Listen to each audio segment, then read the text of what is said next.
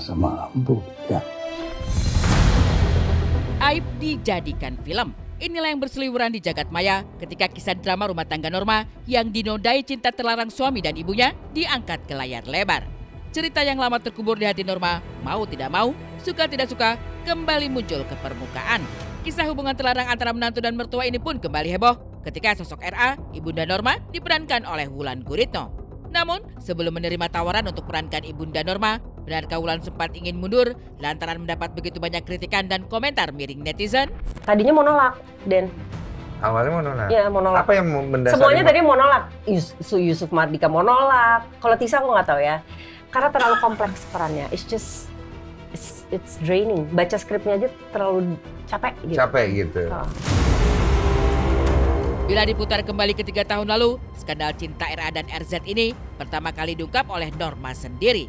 Hubungan terlarang mantan suami dan ibunya itu terungkap dari percakapan chat. Namun, saat itu Norma memilih memaafkan dan memberi kesempatan pada RA untuk berubah. Namun hal itu justru berlanjut hingga terjadilah peristiwa penggerebekan itu. Ironisnya, RZ justru berkilah. Segitu aku waktu itu sering banget kan nangis, tapi aku nggak berani cerita sama teman kok karena menurut aku malu gitu loh Kak, aib kan ya, bingung gitu. Dan aku juga masih ngasih kesempatan untuk mereka gitu bahwa yang pertama tuh memang beneran hilaf gitu tuh. Aku yakin mereka bisa berubah Kak gitu, tapi kan ternyata seiring berjalannya waktu ternyata mereka masih ada hubungan gitu sampai akhirnya kemarin digerebek sama warga. Ada warga ngegerebek, saya juga kaget. Nah, sebelum saya kamar mandi ini mertua saya ini udah apa? Lagi pakai baju, masih pakai baju. Lagi pakai baju, masih pakai baju. Nah, saya keluar dari kamar mandi. Waktu dia keluar itu, waktu di kamar mandi dia pakai baju nggak Pak? Nah, apa? Waktu mertuanya, waktu bapak ke kamar mandi, pakai? Iya. Malam itu si ibuku masuk kontrakan, aku belum pulang kerja. Tetangga aku yang sebelahan banget sama warung mie ayam itu minjem tangga ke tetangga lain, minjem tangga katanya kan ternyata dari ventilasi belakang kontrakan kita.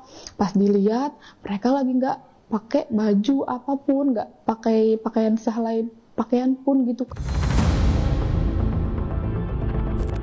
Heboh pengakuan NR lewat media sosial hingga akhirnya tampil di podcast artis, kemudian membuat tim insert investigasi menelisik kebenaran dari kisah menyakitkan yang disuarakan oleh Norma.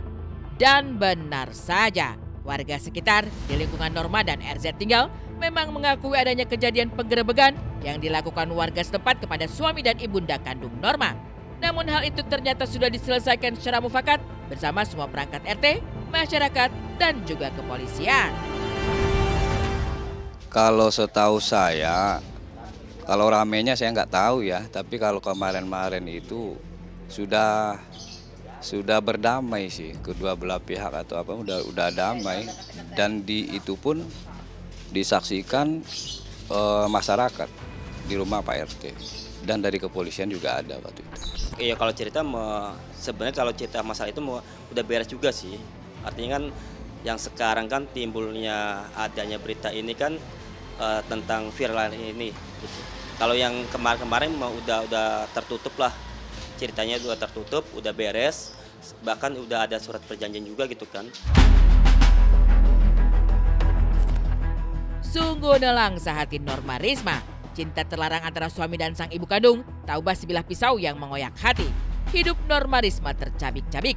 Pernikahannya hancur lebur. Siksa batin yang ditanggung 1,5 tahun lebih inilah akhirnya yang membawa Norma menguntai curahan hati terdalamnya dalam kajian bersama Ustadz Hilman. Ustadz, izin memperkenalkan diri, aku Norma Risma. Sebelumnya aku sudah pernah menikah pada tahun 2021. Kemudian pada saat mengarungi bahtera rumah tangga, aku mendapatkan ujian yang begitu besar yang datangnya dari orang yang paling dekat denganku, yaitu dari ibuku sendiri. Saat itu suamiku berselingkuh dengan ibuku sendiri. Kemudian membuat LP dengan pasal dugaan perzinahan.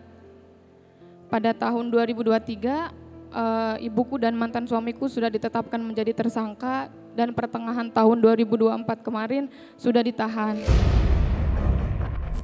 Yang ingin aku tanyakan adalah surga itu kan ada di telapak kaki ibu ya Pak Ustadz.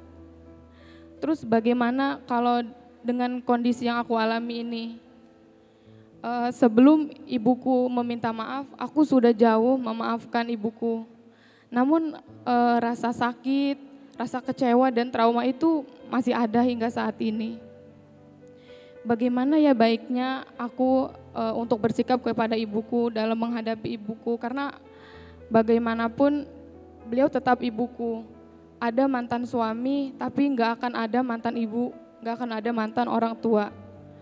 Dan kenapa ya Pak Ustadz, Allah itu menguji aku dengan orang yang paling aku sayangi. Beliau diuji dengan ujian yang sangat berat. Diuji oleh ibundanya. Saya tidak bisa membayangkan bagaimana rasa sakitnya. Pasti sakit banget, sakit.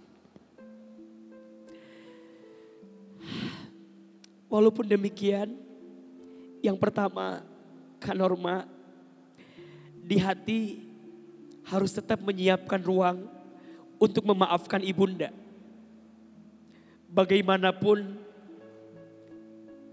surga itu ada di telapak kaki ibumu.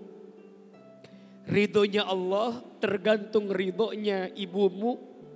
Maka tetap siapkan ruang di hati untuk memaafkan kesalahan ibumu. Walaupun sesakit apa kejadian yang kamu rasakan.